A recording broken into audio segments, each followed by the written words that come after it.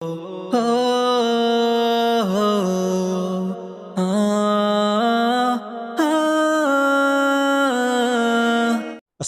علیکم ورحمۃ اللہ وبرکاتہ۔ اسلامی تاریخ کے بکھرے موتی میں آپ کا سواگت ہے، خوش آمدید کہتے ہیں۔ آج کا بہت ہی اہم تاریخی حوالہ اور تاریخی واقعہ لے کر کے حاضر خدمت ہوا ہوں۔ دعا کیجئے کہ اللہ تبارک و تعالی ہمیں اسلامی تاریخ کو یاد کر کے اس سے کچھ سبق اخذ کرنے کی توفیق عطا فرمائے، اور اسلام کا ماضی، حال اور مستقبل، اس پر اگر آپ تجزیہ کرنا چاہتے ہیں تو اسلامی تاریخ کو معلوم کرنا ضروری ہوگا، اسی غرض سے تاکہ ہم ماضی کے روشن باب کو دیکھیں اور حال کو تابناک بنائیں، اور مستقبل کے اوپر تعمیر کرنے کے پروگرام ہمارے پاس موجود ہو۔ یہ تبھی ممکن ہوگا جب آپ کو اپنے ماضی یاد ہو کہ ہمارے آباء و اجداد اسلام کے پیروکار کے حالات کیا تھے۔ آئیے ہم لوگ صلح حدیبیہ کا بہت ہی مشہور اور اہم واقعہ کا سفر کر رہے ہیں۔ اب جو ہے پیارے آقا محمد عربی صلی اللہ تعالی علیہ وسلم نے اپنے اونٹ کو قربان کر کے اپنے بال منڈوانے بیٹھ چکے ہیں۔ آپ اٹھتے ہیں، باہر آ کر اونٹ قربان کرتے ہیں، اور ابھی بال پوری طرح اتروا بھی نہیں پاتے کہ ام المؤمنین ام سلمہ کا اندازہ 100% صحیح نکلتا ہے، اور جانثاران محمد اتباع اور اطاعت کے پیکر بن کر میدان میں پھیل جاتے ہیں اور اپنے اپنے جانوروں کی قربانی کر کے بال اتروا لیتے ہیں۔ واپسی کا اعلان ہوتا ہے تو تیاری کر لی جاتی ہے، اور قافلہ صلح حدیبیہ کو اپنی شکست اور ذلت سمجھتا ہوا مدینے کی طرف روانہ ہوتا ہے۔ ابھی بہت زیادہ مسافت طے نہیں ہو پاتی کہ زنجان نامی مقام پر اللہ کے رسول صلی اللہ علیہ وسلم پر سورۃ الفتح کی آیت نازل ہوتی ہے۔ صلح حدیبیہ کو فتح مبین، کھلی ہوئی فتح قرار دے دیا جاتا ہے۔ سننے والے حیرت زدہ ہیں، یہ کیسی فتح ہے؟ پوچھنے کی ہمت کسی میں نہیں۔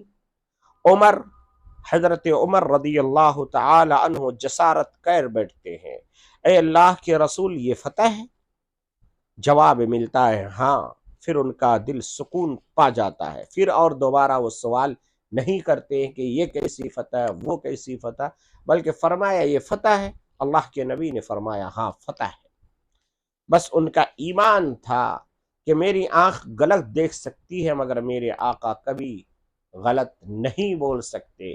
سورج کی روشنی پر تو ہمیں شک ہو سکتا ہے، سمندر کے کھارے پن میں ہمیں شک ہو سکتا ہے، شکر کے میٹھا پن میں، شہد کے میٹھا پن میں ہمیں شک ہو سکتا ہے، گلاب کی خوشبو میں ہمیں شک ہو سکتا ہے، چنبیلی کی خوشبو میں ہمیں شک ہو سکتا ہے، بلبل کے چہک میں ہمیں شک ہو سکتا ہے، مگر فرمان مصطفیٰ میں کبھی شک نہیں ہو سکتا۔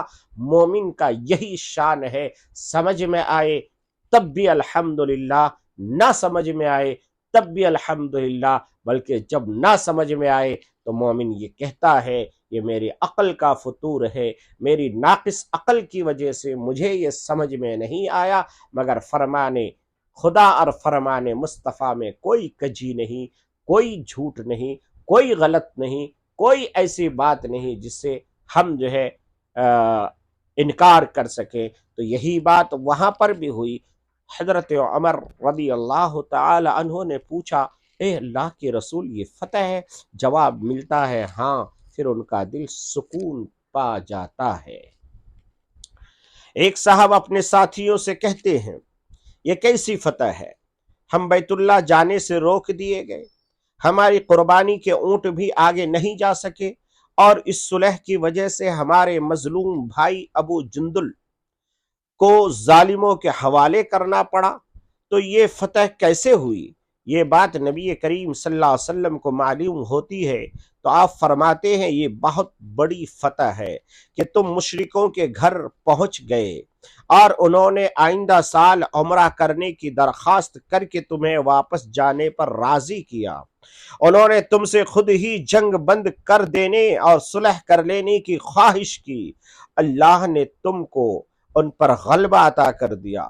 واقعتاً پھر ہوتا یہی ہے کہ اس معاہدے سے امن و امان بحال ہو جاتا ہے۔ انتظامی اور تعمیری کاموں میں یکسوئی کے ساتھ لگنے کے علاوہ غیر ملکی حکومتوں کو دعوت دینے کا موقع نکل آتا ہے۔ خیبر کی عداوت پسندانہ محاذ کی بے خونی کے لیے قریش کی طرف سے اطمینان نصیب ہو جاتا ہے۔ عرب کے قبیلے قریش کی طرف سے روک ٹوک کیے بغیر مسلمانوں کے ساتھ دینے میں آزاد ہو جاتے ہیں۔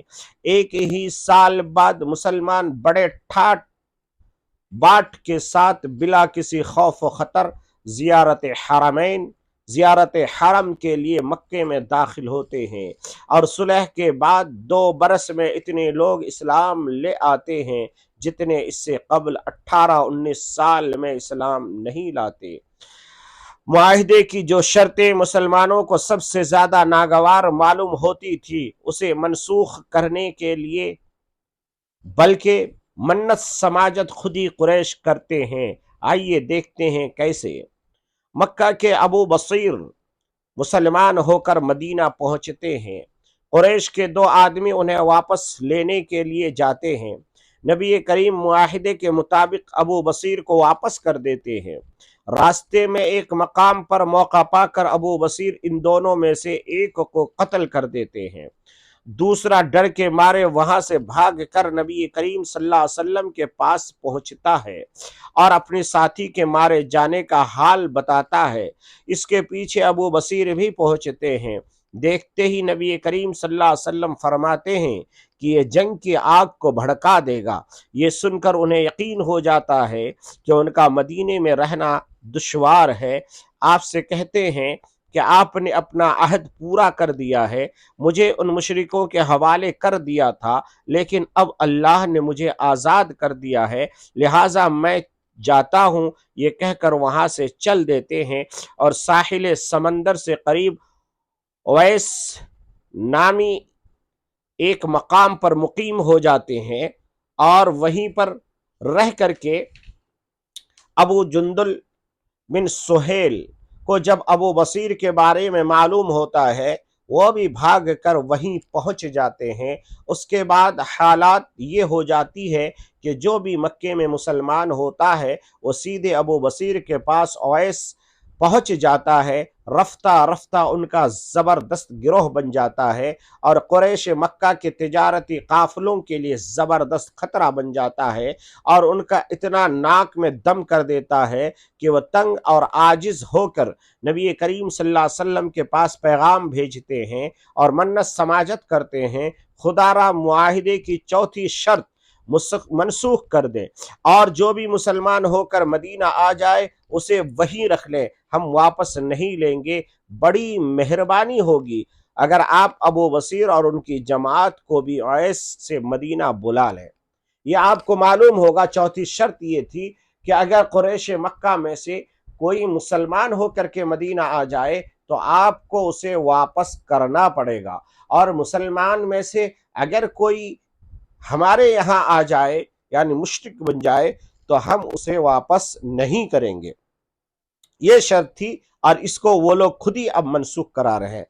آپ ان کی مانگ پوری کرتے ہوئے ابو بصیر کو پیغام بھیجتے ہیں اور مدینہ طلب کرتے ہیں۔ پیغام پہنچتا ہے، ابو بصیر بیمار اور ابو جندل کو ہدایت کرتے ہیں نبی کریم صلی اللہ علیہ وسلم کے حکم کی تعمیل کرے۔ پھر داعی اجل کو لبیک کہتے ہیں اور اس کے بعد ابو جندل اپنے ساتھیوں کو لے کر مدینہ آ جاتے ہیں۔